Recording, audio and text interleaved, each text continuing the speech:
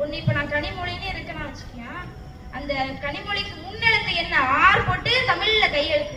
அந்த மாதிரி எத்தனை பேர் போடுவீங்க? முன்னெழுத்து வந்து ஆங்கிலத்திலையும் பெயரை வந்துட்டு தமிழ்லயும் சில பேர் இடுவாங்க. சில பேர் எப்படி தெரியுமா, புலனத்துல, அதாவது வாட்ஸ்அப்ல வந்துட்டு GN போடுவாங்க. நான் அவங்களுக்குலாம் திரும்பி நான் உங்களுக்கு குறுஞ்செய்தியே அனுப்ப மாட்டேன் இல்லைங்களா. எனக்கு ஆரம்பத்துல அப்படின்னா என்னன்னே தெரியாது. அவங்க குறுஞ்செய்தி அடிக்கும் போது ஓகே அப்படின்றதுக்கு 2 M போட்டு வைப்பாங்க. எனக்கு அதை பத்தி எல்லாம் தெரியல.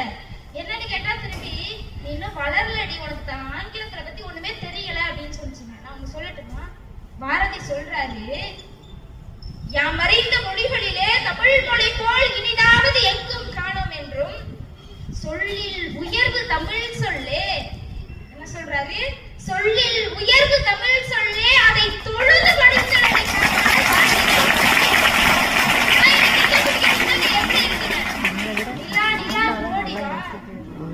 நிலா ஓடிவான்னு தமிழ் பேசுற பிள்ளைங்களை விட இன்னைக்கு அலைபேசியில் ஆங்கிலத்தில் அடுக்கி கொண்டே பேசக்கூடிய பிள்ளைகள் தான் இன்னைக்கு அறிவார்ந்த பிள்ளைங்கன்னு நினைச்சிட்டு இருக்காங்க. எனக்கு பெற்றோர்கள் அம்மான்னு சொன்னா அது ஒரு என்ன சொல்றது, வெக்கத்துக்குரியது. அப்பான்னு சொல்லக்கூடாது, ஆனா டாடி மம்மின்னு சொன்னா பெருமையா இருக்கும் பெற்றோர்கள்.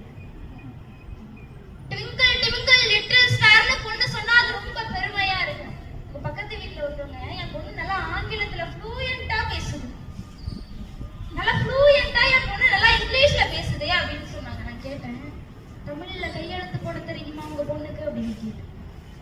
அது